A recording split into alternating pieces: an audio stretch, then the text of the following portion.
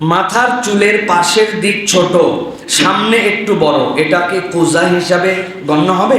আমি জানি কুজা করা হারাম, মেহেরবানি করে এ বিষয়ে আমাদেরকে জানাবেন।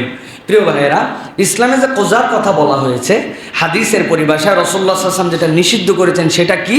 নবীজি বলছেন, মাথার কোনো অংশের চুল চেঁচে রাখো আর কোনো অংশের চুল রেখে দাও। এটা ইসলামী শরীয়তে কুজা, এটাকে হারাম বলা হয়েছে। কিন্তু এখন আমাদের সমাজে যেটা, যে আমি ধরেন যাই বললাম যে ভাই আমার পাশ দিয়ে 3 নম্বর মারেন, চুল 3 নম্বর মারেন, আর এই জায়গায় 4-5 রাখেন, একটু বড় রাখেন, এটা শরঈভাবে কুজার হুকুমে আসবে না।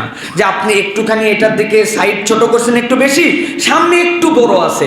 কুজা হচ্ছে চেঁচে ফেললে আর কোনো অংশ আপনি যদি চুল রেখে দেন, এটাকে শরীয়ত হারাম করছে। কিন্তু আধুনিকভাবে মানুষ আর চুল চাষে না, এখন জিরো মারলে ন্যাড়ার মতো হয়ে যায়।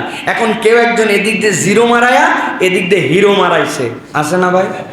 এটা হচ্ছে তাসাব্বু মাল কুজা, কুজার সাথে সমন্বয়, এই হিসাবে এটাকেও নিষিদ্ধ করা হয়েছে।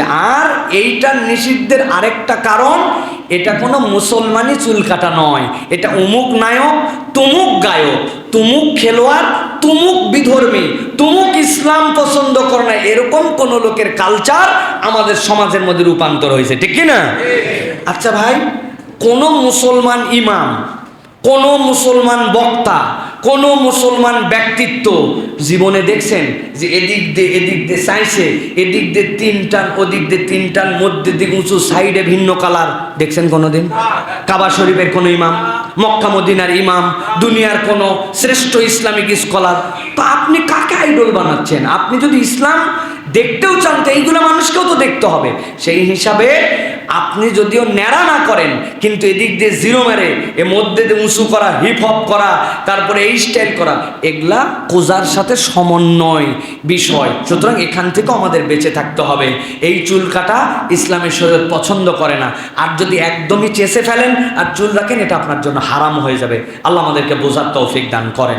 তবে সাইডে একটু ছোট করছি, ধরেন 4-5, মধ্যে একটু বড় আছে, সামনে কোনো এক পাশে একটুখানি হয়তো ভাঁজ করে রাখবো, এটা ওই হুকুমের মধ্যে যাবে না, এটা আপনার জন্য বৈধ।